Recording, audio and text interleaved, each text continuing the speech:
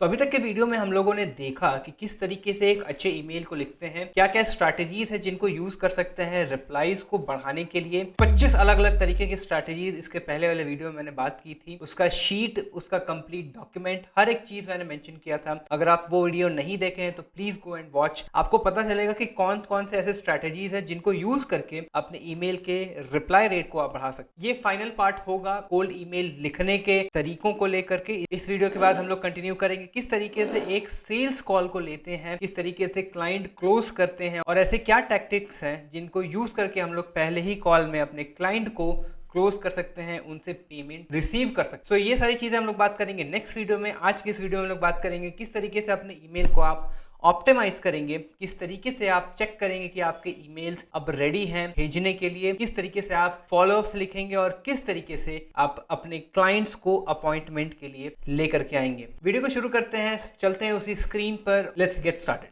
जब आपको ऐसा लगे कि आपने ईमेल परफेक्टली लिख लिया है और ईमेल जाने के लिए रेडी है, कुछ ऐसे 10 क्वेश्चंस यहाँ मैंने मेंशन किए हैं जिनको आपको खुद से पूछना है और चेक करना है कि सारे क्वेश्चंस आंसर्ड हैं या नहीं सही तरीके से।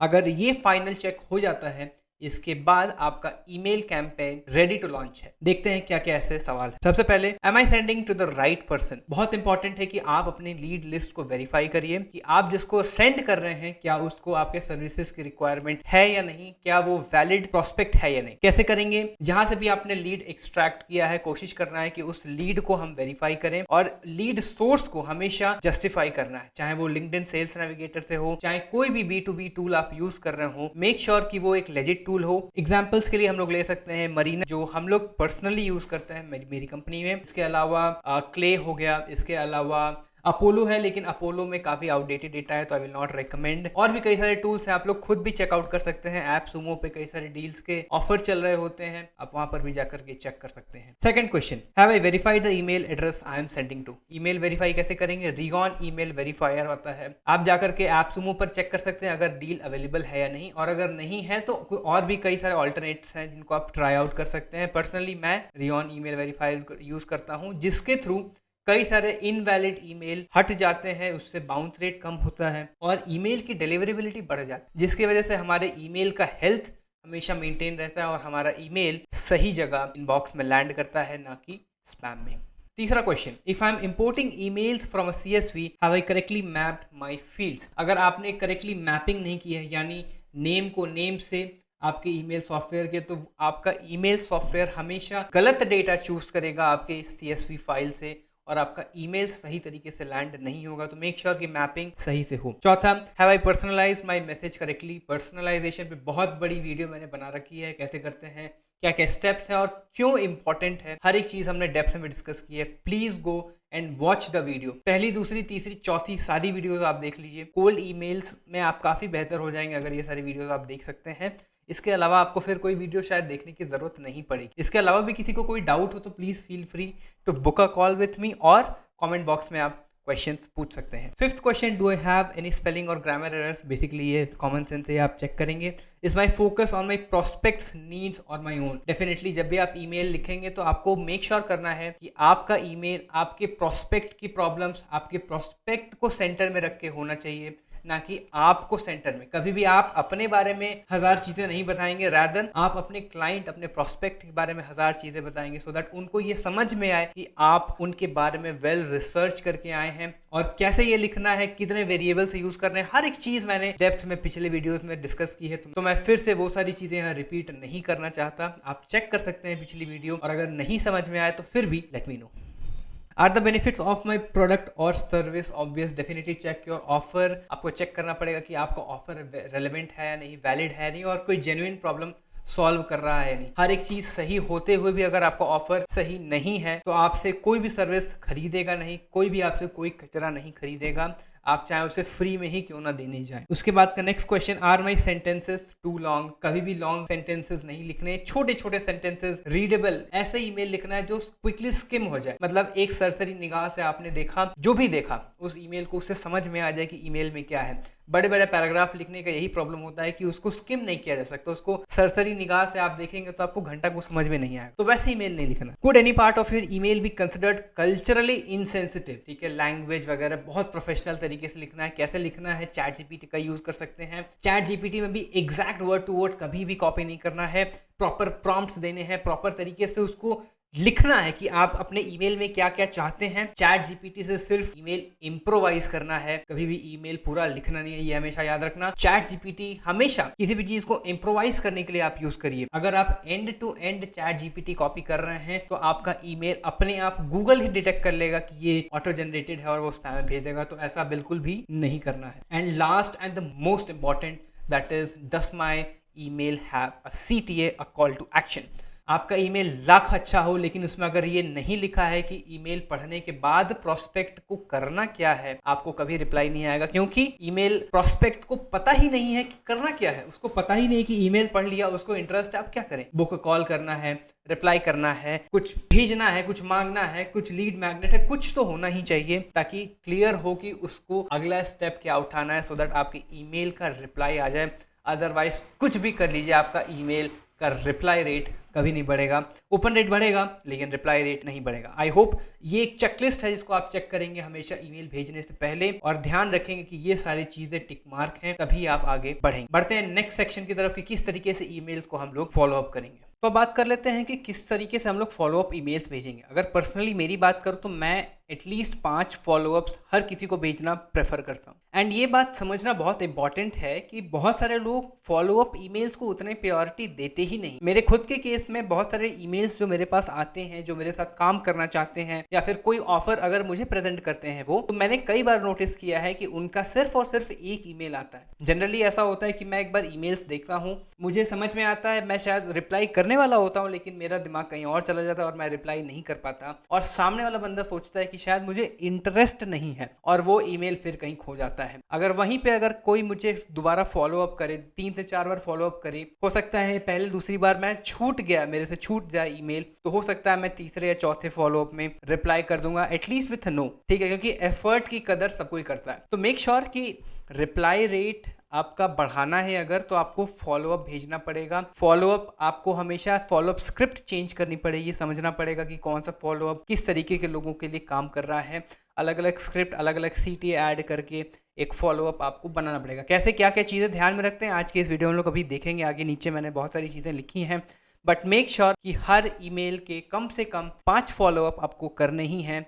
आप देखेंगे कि आपका ईमेल का ओपन रेट 80% तक ऊपर चला गया है, and even reply rate will go close to 15%। मैंने खुद पर्सनली 24%, 25% तक का रिप्लाई रेट अचीव किया है just because of follow up emails. तो इसको बिल्कुल भी हल्के में नहीं लेना, ये बहुत ही इंपॉर्टेंट एस्पेक्ट है आपके ईमेल कैंपेन की स्ट्रैटेजी का। देखते हैं क्या स्टैटिस्टिक्स कहते हैं। इसमें एक बड़ी इंपॉर्टेंट चीज लिखी है, if you already had some kind of interaction with and that interaction was not clear और definitely no, follow up as long as it takes to get a response. Never stop until you get a response. मतलब आप अगर किसी email के through किसी के साथ touch में थे, वो डील क्लोज नहीं हुई और उन्होंने स्पेसिफिकली नो भी नहीं बोला, बस रिस्पॉन्ड करना वो छोड़ दिए हैं, तो आपको तब तक ईमेल भेजना है जब तक उनका रिस्पॉन्स नो या यस में आपके सामने नहीं आ जाता। ऑन द अदर हैंड, अगर किसी से आपकी कभी बातचीत नहीं हुई है, तो as I said at least 5 follow up emails to a maximum of 6 से ज़्यादा नहीं भेजने हैं और